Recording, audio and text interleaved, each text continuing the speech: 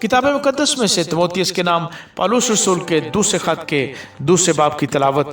पस ऐ मेरे फर्जंद, तू उस फजल से जो मसीह यीशु में है मजबूत बन, और जो बातें तूने बहुत से गवाहों के सामने मुझसे सुनी हैं उनको ऐसे दयानतदार आदमियों को सुपुर्द कर जो औरों को भी सिखाने के काबिल हों।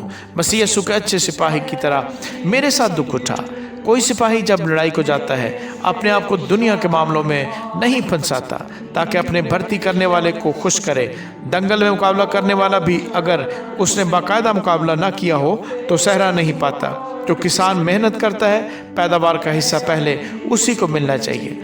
जो मैं कहता हूँ उस पर गौर कर, क्योंकि खुदावंद तुझे सब बातों की समझ देगा। यीशु मसीह को याद रख जो मुर्दों में से जी उठा है और दाऊद की नस्ल से है, मेरी उस खुशखबरी के मुआफिक जिसके लिए मैं बदकार की तरह दुख उठाता हूँ, यहाँ तक कि कैद हूँ, मगर खुदा का कलाम कैद नहीं। इसी सबब से मैं बरगज़ीदा लोगों की खातिर सब कुछ सहता हूँ, ताकि वो भी उस निजात को जो मसीह यीशु में है अब्दी जलाल समेत हासिल करें। ये बात सच है कि जब हम उसके साथ मर गए तो उसके साथ जिएंगे भी।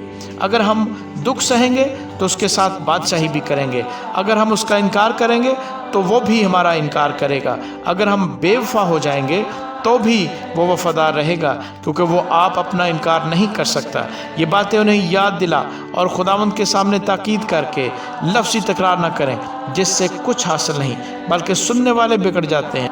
अपने आप को खुदा के सामने मकबूल और ऐसे काम करने वाले की तरह पेश करने की कोशिश कर जिसको शर्मिंदा होना न पड़े, और जो हक़ के कलाम को दुरुस्ती से काम में लाता हो।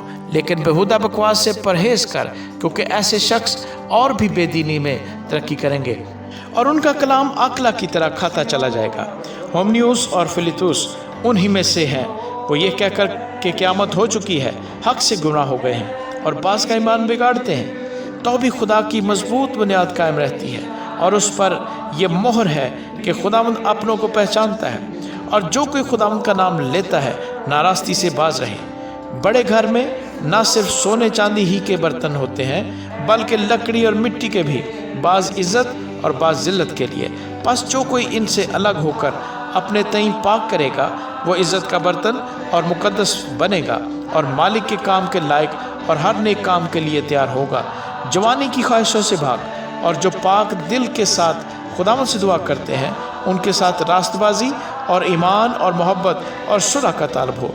लेकिन बेवकूफ़ी और नादानी की हुज्जतों से किनारा कर, क्योंकि तू जानता है कि उनसे झगड़े पैदा होते हैं, और मुनासिब नहीं कि खुदावंद का बंदा झगड़ा करे, बल्कि सबके साथ नरमी करे और तालीम देने के लायक और बुर्दबार हो और मुखालफों को हलीमी से तादीब करे। शायद खुदा उन्हें तौबा की तौफीक बख्शे ताकि वो हक़ को पहचाने और खुदावंद के बंदे के हाथ से खुदा की मर्ज़ी के असीर होकर अबलीस के फंदे से छूटें।